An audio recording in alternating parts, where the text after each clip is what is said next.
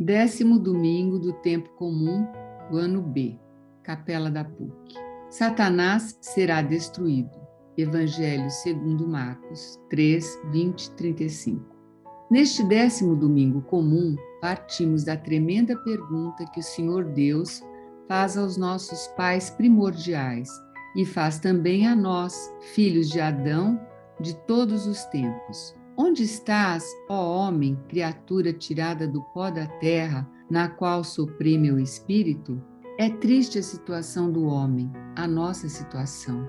Adão, envergonhado, se escondeu, porque depois do pecado original, não se aceita na sua condição de pobre criatura e dela sente vergonha. Mas seria mais útil, maduro e coerente abrir o coração ao Senhor como salmista. Das profundezas eu clamo a vós, Senhor. Escutai a minha voz. Se levardes em conta as nossas faltas, quem poderá subsistir? Mas em vós se encontra o perdão. Eu vos temo e em vós espero. Infelizmente, não é a nossa tendência. Diante do Senhor, nossa tendência natural é ainda aquela dos primeiros pais, buscar a autossuficiência, a autonomia blasfema para nos fazer deuses de nós mesmos. Isso aparece também no Evangelho. Primeiro, nos adversários de Jesus, os escribas de Jerusalém, que afirmam para desmoralizá-lo que ele age pelos demônios. Ainda que não sejamos adversários como os escribas, somos realmente desconfiados como os parentes do Senhor, que chegam a trazer a própria Virgem Santíssima para levar Jesus para casa, querendo aprisioná-lo numa simples relação humana deste mundo. Nessa passagem, Cristo nos mostra não só um novo princípio de unidade, mas na sua humanidade torna visível a sua plena realização. Quem é minha mãe e quem são meus irmãos?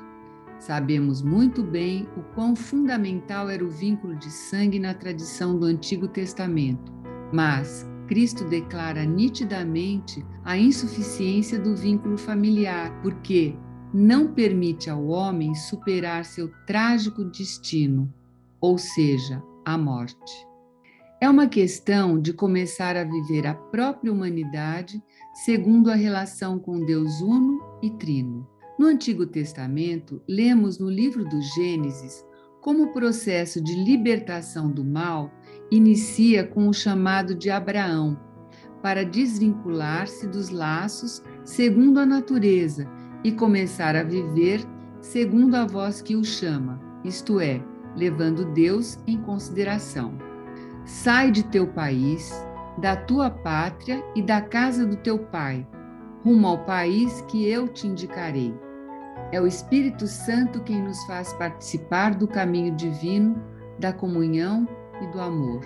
É o Espírito Santo quem nos faz viver a própria humanidade como expressão e realização da própria existência no amor, no dom de si aos outros.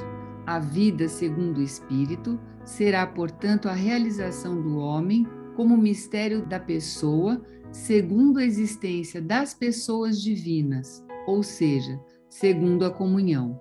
A Igreja é o lugar e a expressão desta realização, do homem como comunhão de pessoas.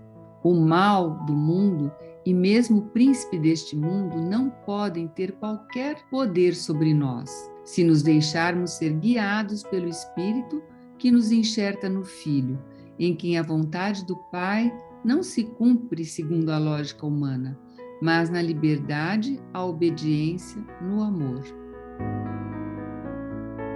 Então, como nós acabamos de ver agora, na exposição desses slides tão belos e tão bem colocados, nós estamos celebrando neste final de semana a nossa possibilidade de sermos parte da família de Deus em Cristo Jesus.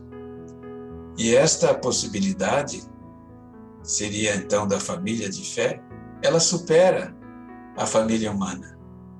É muito bom ter uma família, é muito importante sentir-se membro de uma família, mas é muito mais ainda profundo e importante sentir-se parte da família de Deus por meio de Jesus Cristo, porque foi toda a obra que ele veio realizar nesse mundo. Então, ser irmãos de sangue é uma coisa boa, mas ser irmãos no sangue eucarístico é muito mais profundo e nos torna muito mais próximos uns dos outros. E aqui está toda a obra do Espírito Santo, terceira pessoa divina, realizando esta possibilidade. Aliás, o que aparece como pecado contra o Espírito Santo é exatamente a dificuldade de aceitar uma coisa tão evidente como é esta, de sermos iluminados pelo Espírito de Deus para vermos as coisas realmente claras, como elas podem ser vistas. Então, todo pecado tem seu perdão, mas o pecado contra a luz. O pecado contra a luz é o pecado de fechar os olhos para não admitir que a luz está brilhando. E esse foi o pecado dos fariseus.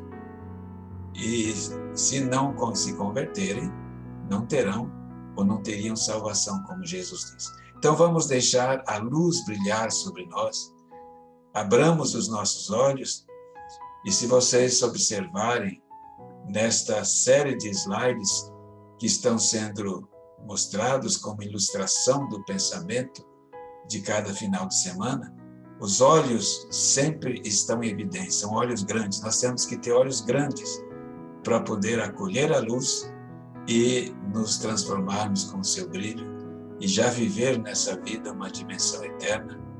Tudo isso é muito possível. Vivamos então essa dimensão luminosa neste final de semana. O Senhor esteja convosco. Ele está no meio de nós. Abençoe-vos o Deus Todo-Poderoso, Pai, Filho e Espírito Santo. Amém. E um bom domingo para todos na fé, pois somos irmãos. Amém.